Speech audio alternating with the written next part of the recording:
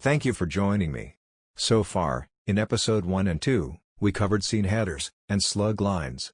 In this episode, I will cover action statements, and also explain introducing characters and sounds, as well as notes, banners, phones and computers, so let's go. After a scene header, if the text isn't a recognized slug line, it is an action statement. Action statements, like all preceding scene headings and slug lines, are placed flush against the left margin. Actions describe what is happening in the scene. For instance, in this scene, Jim and Sarah are preparing breakfast. In this scene, our characters walk in the park. So, we provide action lines whenever we need to explain what is happening in the scene. We use it to set the scene before we have dialogue. And, we use it in between dialogue if needed, to explain something happening after the previous character spoke. In the few examples we have seen so far, you may have noticed that some words are typed in uppercase. This isn't random selection. It is another rule that needs to be understood so you can get the correct formatting. We only apply uppercase in action blocks in these instances. Number 1. When we introduce a speaking character for the first time. Number 2. For any sounds that are made out of the scene. Number 3. For any sounds made in the scene, as long as they are not made by an actor. If number 3 is true, we also uppercase whatever makes those sounds. Let's see examples of all of these. First, introducing a character. Int. Robbie's flat, bedroom, morning, Robbie Stone, late 20s, wakes up. So it's our first time meeting this character, Robbie Stone. He's a character that speaks somewhere in the script. So when we introduce him, he must be uppercase. Now, a sound. Int. Robbie's flat, bedroom, morning, the phone is ringing. Robbie Stone, late 20s, wakes up. So in this scene, we first meet a speaking character, called Robbie Stone.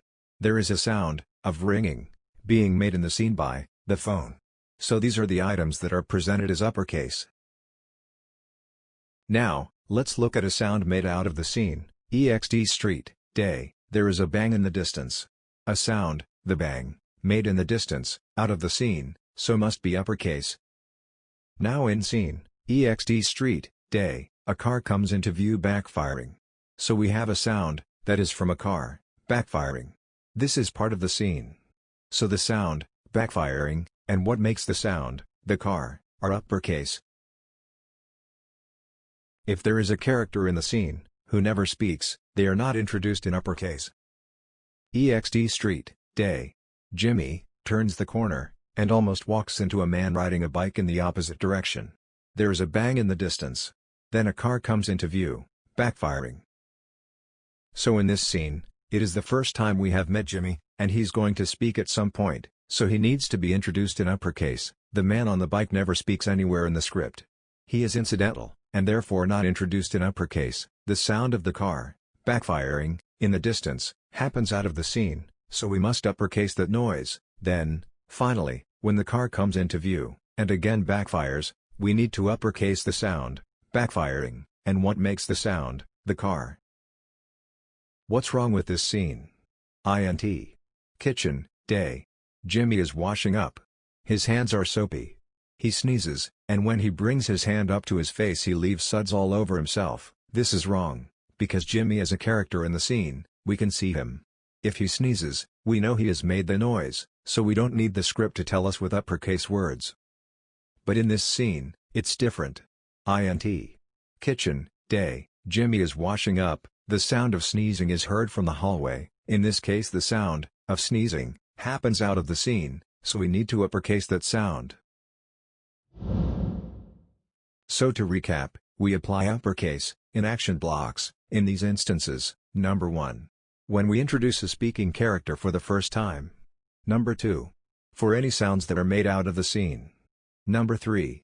For any sounds made in the scene, as long as they are not made by an actor. If number 3 is true, we also uppercase whatever makes those sounds. Follow these rules, and you will uppercase only the correct parts of your action blocks.